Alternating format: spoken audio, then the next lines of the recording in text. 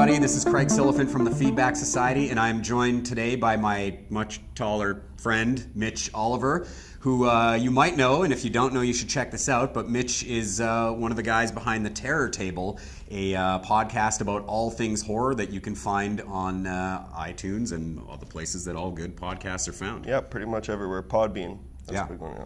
So today we're not going to talk about movies, though. We're here to talk about the new album from Ghost, Prequel. Is that how you pronounce it? Yeah, prequel, I think. Prequel. Yeah. It's very French. So it's interesting because we were out with another podcasting buddy of ours a couple of weeks ago, and there was a bit of argument about the legitimacy of Ghost as a metal band or as a musical group in general even. And Mitch here is a big fan of them, and I was familiar with just their name basically and vaguely who they were. But after that conversation, I checked it out so Mitch and I could have a conversation about it. And I'm going to maybe let Mitch start here by explaining a little bit about Ghost and the history of Ghost and why it is you like Ghost. Yeah, it is interesting because Ghost they're a Swedish metal band. They started off as like a just basic or heavy metal, but like they're more of the influence of like the Blue Oyster Cult area of metal. Like they're often referred to as like compared to them. But they're a band that they have a theatrical gimmick. I feel bad saying because I think it's more than just a gimmick with this band. But they all dress up like they were fronted for 3 albums by different incarnations of this made-up anti-pope, basically anti-pope Papa Emeritus. So for the first album, he was Papa Emeritus 1. Second album, he was 2, and then 3. And then now with this new album, Prequel, he's changed into Cardinal Copia. So that's something I feel like there's a lot of people who don't necessarily latch onto it, or they think it's more cheesy. But for whatever reason, when I didn't truthfully get into them until their previous album to this, Meliora, and it's just an unbelievable album. But I wasn't totally on board with them until that point, and then I became obsessed with it, and they're pretty much one of my favorite bands now. Well, and let's talk about the, I guess, if you want to use the word controversy surrounding the band, in that a lot of like true metal fans hate them and just are very disparaging about them. And so I know I've read a lot of articles recently, people saying, "Oh, this isn't real metal. This is just garbage." And then I've read other great metal writers like my friend Adrian B. Grant, who's been, defending them very well. So to me, based on hearing this and just what I've read in the last while, and you can jump in or whatever, but it seems to me like, I'm hoping this is all tongue-in-cheek, because it sounds very gets proggy in points, and I think the problem that people have with it is that the lyrics are all centered around satanic war and things like Bible. that. Yeah, the Satanic Bible. And so they, but it's not sung like, I worship Satan. Yeah. It's in fact very much more like, the first thing I thought of when I heard it was Dream Theater, a more proggy, metal band that, I don't think it sounds like Dream Theater, but that was just sort of the first thing that occurred to me. And it's funny because I was watching the video for Rats the other day, which is a really cool video. And the video looks, what did I say earlier today? It looks like the dream sequence from Prince of Darkness or something. Yeah. So it looks real freaky, and it's really cool and really well shot, and it looks real dark and metal. But halfway through the video, what's the main guy's name again? Cardinal Copia. Cardinal Copia starts kind of pirouetting and doing this very effeminate dance, and then these backup dancers kind of get behind him, and I don't know if it's supposed to be kind of funny or what, but I laughed in a good way. Yeah, I think they're having fun with it, and that's why some people who are a little harsh on them with the criticisms, I feel like they take Ghost more seriously than Ghost does. Right. And so the joke's kind of on them in that aspect. They're fully aware of what they're doing. As you previously mentioned, I host a horror podcast, so horror movies are a huge deal in my life, and these guys take influence from some of my favorite horror movies. Like you said, in their video for Rats, it's very Prince of Darkness-y.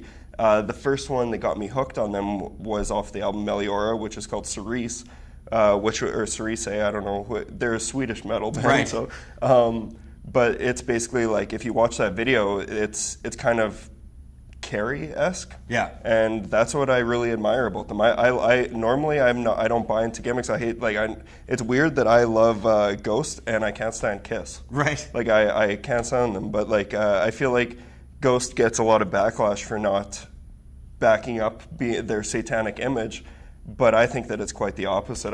We were having a conversation about this earlier.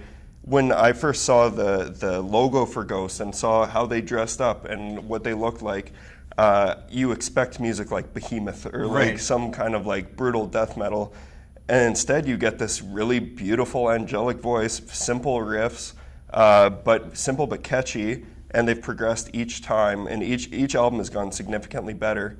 But and they have changed, like they have, from album to album, which is cool. Like it's an evolution. Yeah.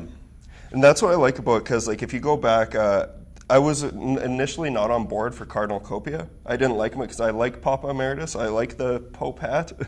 But if you listen to this album, it's completely different than their last one. Like it still has the Ghost DNA, but they're definitely more of a they've reached the 80s influence. Right, like the new wave of British yeah, there's heavy new metal. wave. There's like some of it's stadium rock. They have like a really killer ballad in there. And it's not. Correct me if I'm wrong. You'd know more about this than me, but it's not like Cardinal Copia is the only original guy now, because they got in a big fight. Yeah. And in fact, some of the band members like were suing and unmasked everybody. Yeah, so then they revealed that the vocalist is Tobias Forge, which I kind of like. That bummed me out because I like the anonymity. Anonymity. I like that about them, and I like not knowing. But now it's like they're just having fun with it, and you can tell that there's a lot of songs on this album that were directly influenced from that backlash and the fallout with the band members. Right. I was talking to you talk about the backlash not from the band members but from the public. Talking to Scott Hamilton, who's in the band Ken Mode and is on Reel to Reel on CFCR with me. But he was making the point that, like, again, another reason why a lot of people are pissed off about Ghost is because they think it's like not true to Satan or whatever. But he was making the point that, like, because they've gone so, like, they're going mainstream, really. Like, they play them on mainstream rock radio, some of the song, or at least Square Hammer, that, like, Ghost has done more for the Bible of Satan than any of those other satanic bands, totally. just because now you've got, like, 13-year-olds walking down the street, Hail Satan or whatever, right? It's true. And they're putting thoughts into people's heads that they wouldn't know. Like, after becoming a fan of Ghost, I actually purchased the Satanic Bible. Right. Just because I was interested in it. And I saw where they draw all their influence very accurately out of the Satanic Bible. They have a song on their second album, Infestissimum, which is called Monstrance Clock. And that's the one that I tend to show my friends who are trying to get into Ghost. I show it to them. And 9 times out of 10, everyone says, this is kind of boring. Like, why do you like this?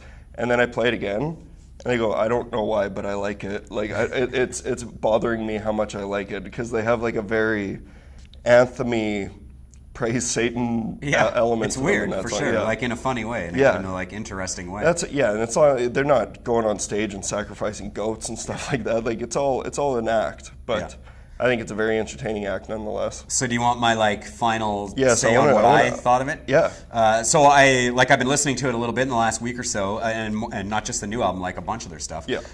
And I like it. I think it probably doesn't necessarily fully speak to me. Like, it's not something I'll probably sit down and listen to a lot. But I more than anything, like, I respect what they're doing, and I like that, like, fuck you attitude and that the whole thing means that. And the more it pisses off some of these, like, I mean, we see this in movies too. Your Star Wars fans, your Rick and Morty fans, whatever, that are like, making the rest of us fans look like assholes.